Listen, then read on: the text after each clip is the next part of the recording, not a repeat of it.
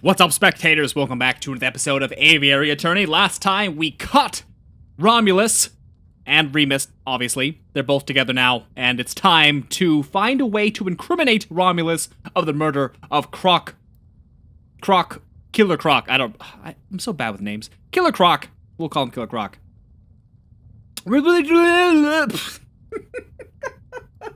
That was me trying to read right now. It was me trying to read well, and we really do. And I was like, we really do have a ghost in the catacombs. Introduce yourself, Wolf. My name... Madam. Right, Madam, whatever. My name is Silvius. Don't you mean Romulus? That alias isn't fooling anyone, Your Honor. Alright. I'm Romulus, twin brother of Remus, and loyal servant to the rebel cause. That's the whole truth. He's telling the truth, madam. Long live the Second Republic. Right, guys? Right, guys? Elbow tap? I have a lot of questions both for you, Romulus, and for you, Remus. I don't appreciate being lied to. It seems that you have your hands full, so we'll just be taking our leave. Not so fast, Falcon. Your theory is still unproven. If it turns out that Romulus has no bullet in him, then you would have no evidence that implicates him of the Croc Monsieur's murder. Cocorico would still be the prime suspect. Bullet in me? What are you guys on about? Spare me, Fontaine. Hold him down. Hold me down. More manhandling. Begin the manhandling. Commence. Sparrowson, do your manhandling test. Beep, beep, beep, beep, doop. It's really buzzing around his shoulder. I see blood. There's definitely a bullet wound there. I say extract. That's an old bullet. An old war wound. I got it fighting in Algeria in '36. Obviously a desperate lie. My brother's being completely honest, madam. He's a veteran. He was shot in battle. You know, I could just extract the bullet right here now. That would remove all doubt. Do it! Oh, wait. Wait. If it isn't, then we're gonna seem crazy. So... Ooh. Do it? Extract that sucker, Sparrowson! Ah! Sucked it out like a pip from a grapefruit. Oh, hey, look at that! If I'm not mistaken, this is one of them newfangled bullets, right, Fontaine? Oh, thank God. Oh my God, I thought, you know, what if the bullet was somewhere else? What if this was like an actual old bullet? Then they'd be like, holy crap, you're insane. This is an iron-tipped Minier ball, just like the one in Croc Monsieur's gun. Do you realize what this means, madam? It clearly demonstrates that Romulus confronted the Croc Monsieur before Cocorico arrived. This is undeniable evidence that Cocorico had nothing to do with the crocodile's death. You can't deny it. It's undeniable. You're right. I made a mistake. I haven't forgotten what the rooster did to my father, but this bird clearly had no part in the killing of the Croc Monsieur. Therefore, I cannot honestly call him an enemy of the Second Republic. Your friend is free to go, Fontaine. Cut the rooster down. Right away, madam. You're now enemies of the Republic. For what? For giving us an opportunity to show you what justice looks like. Before, you asked what the difference is between revenge and justice, and I replied, due process. Well, it was crude and messy, but today you gave us the chance to show you what due process looked like. We ripped a bullet clean out of a man. That's justice. Piero and Fontaine will help carry your friend to the tunnel entrance. We're on it, madam. Will you be okay by yourself with the two wolves? These toothless old dogs, I think I'll manage. Of course.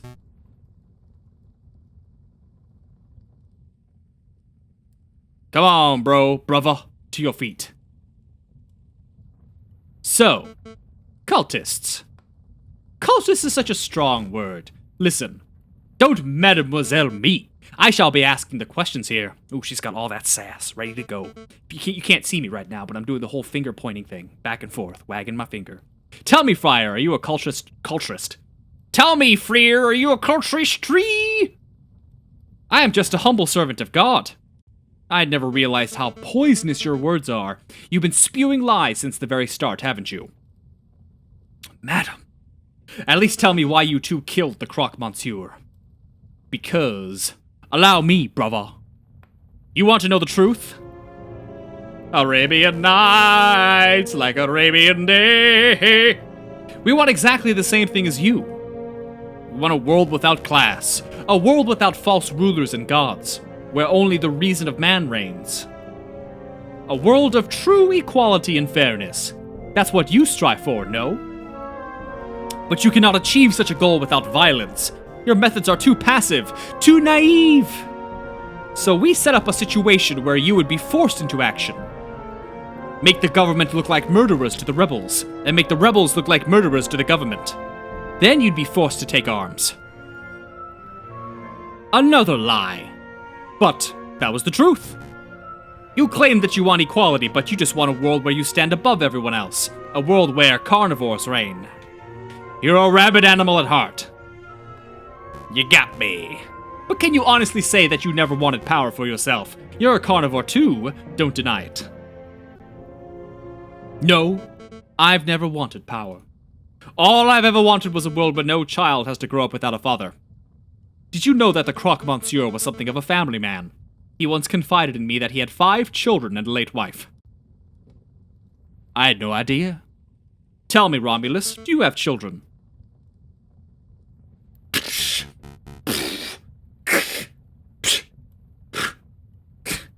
No. Damn, she black the power jigger dog, yeah. Brother? As for you, Friar, get out. You aren't going to kill me? I ought to. You're the worst kind of person. A man who will cling to any ideology to claw his way higher. But I know that you weren't the one to pull the trigger on the Croque-Monsieur. Maybe there's a slither of goodness left in you.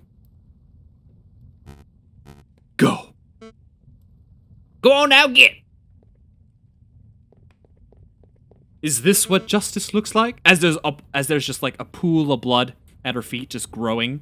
Is this what justice looks like? Feels good. It's so uncaring.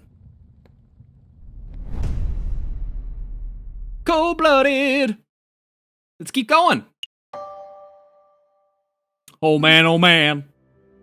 You kicked so much derriere at the impromptu trial yesterday, those rebels were all like, "We're executing this punk! Mob justice!" But you were all like, "This isn't how we do things in France, chicken pluckers."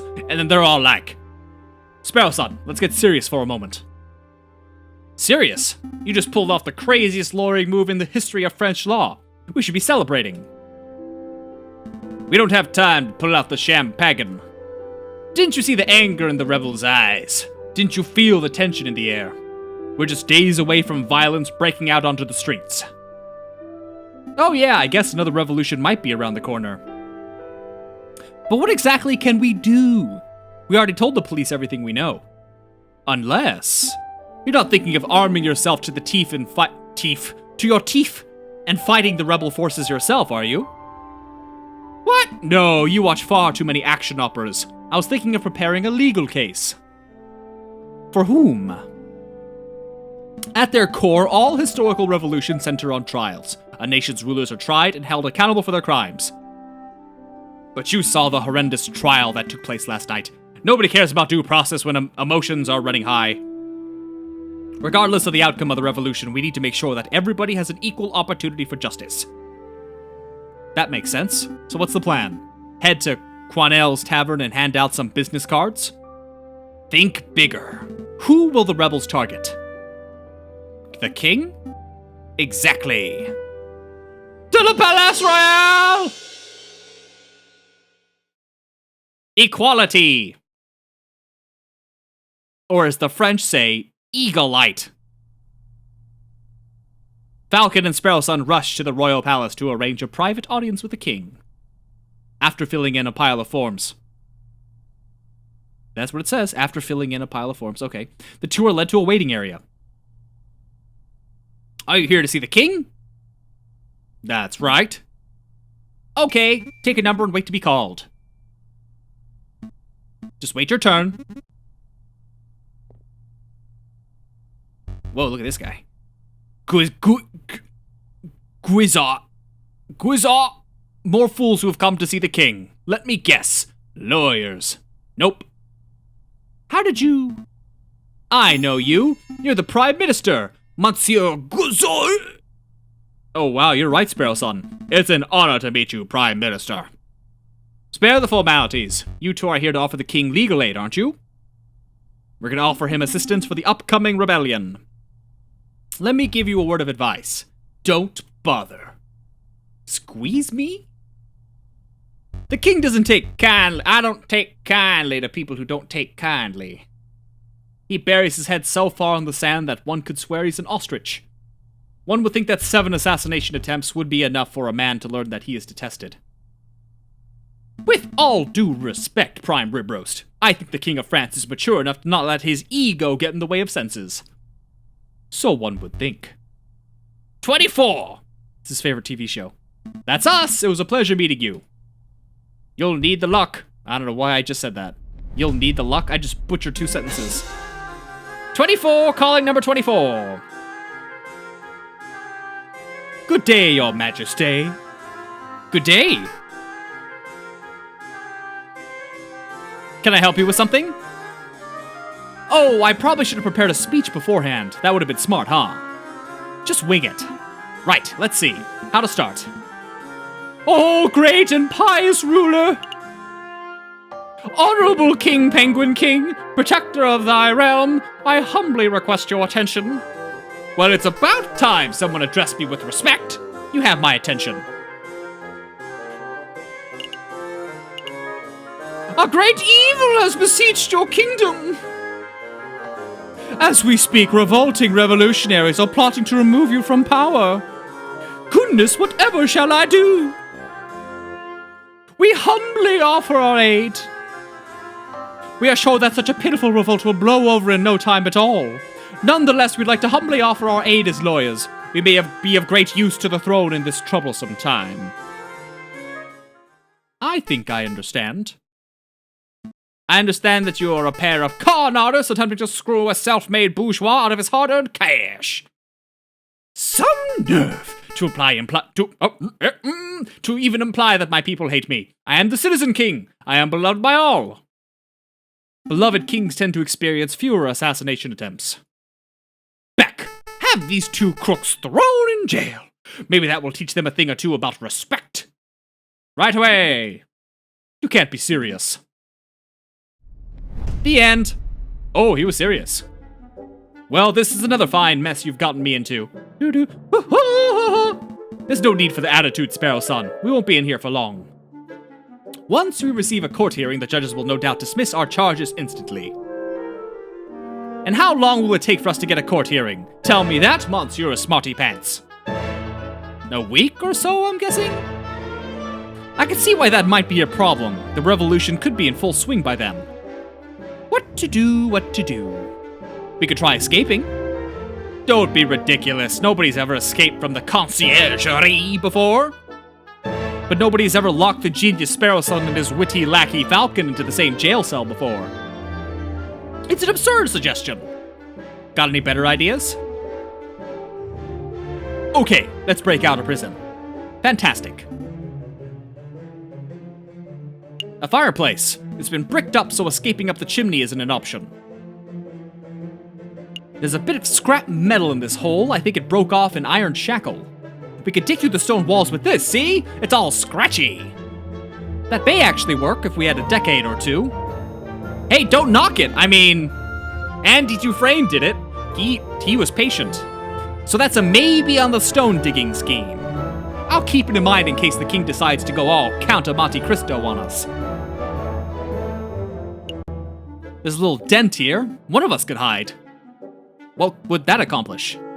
Well, a guard would eventually come and be like, "Where's the other prisoner?" And then we use the momentary confusion to push him over and escape. Do you really think an experienced guard would be confused by a prisoner hiding in a little hole in the wall? We could do better. A loose brick! We could wait for a guard to transfer us to some place, sneak up behind him, and then we get a death sentence for murder. I think not. Let's search a little harder. A ledge! Give me a leg up and I can grab on and shimmy my way over somewhere. Let's be honest, Sparrowson, neither of us have the physical prowess to shimmy anywhere. Well, you're not giving me a lot to work with. There's nothing! There's definitely no way we can escape. I give up. So soon? Yes. Trying to escape from a notoriously inescapable prison wasn't the smartest plan we ever devised. Well, well, well. That condescending tone. Just what are you two bird brains doing? Severin, are you alright? Yes, I'm fine. The injuries I sustained were mostly superficial. The doctor advised me not to do anything strenuous anytime soon, but he gave the all-clear for returning to my job. So tell me, why did I get a memo informing me that Jayjay Falcon and Sparrowson were being held in the conciergerie for treason? It's all Falcon's fault. Naturally. I figured that if a revolution is inevitable, then we should do our best to ensure that the uprising proceeds in an organized manner. The less bloodshed, the better. So what did you do? We offered the king our assistance. We said that we would defend him in court if and when such a need arises. Well, we didn't quite use those words. This isn't the first time the king has had someone in prison for something so pointless. What a pig-headed fool. Consider your charges dropped. Alright, let's get out of here. Hold on, you caught my interest with this idea of yours. A bloodless revolution. You are absolutely right in that. If the king is captured, the citizens will devolve into an unruly mob of animals. We should prepare for a formal trial. No, we should preempt it. Since when has France had a bloodless revolution? Actually, I guess there's never been a bloodless revolution ever. Has there? No. Wouldn't really be a revolution, would it? No. You're going to help us? Of course, this isn't a task that can be handled by the two birds alone. What do you mean by preempt, Severin? We go on the offensive. We charge the king with crimes against the French people before the rebels can even act. We can do that? We can certainly try. I'll start building a case against the king. My argument will be focused on the king's gluttonous and irreverent fiscal policies. His lack of commitment to his socio-political promises. His overall ineptitude and irresponsibility in all facets of his duties as a monarchical ruler. And obviously his denial of universal suffrage. Obviously. Quite. How am I supposed to defend the king from all that? You can't. If you try to argue with logic and facts, this hypothetical trial will inevitably result in a landslide guilty verdict. So I suggest that you take a different approach. Appeal to the king's character. Try to win people's hearts with tales of the beloved citizen king. He hasn't been called the citizen king for like 10 years. It was just a suggestion.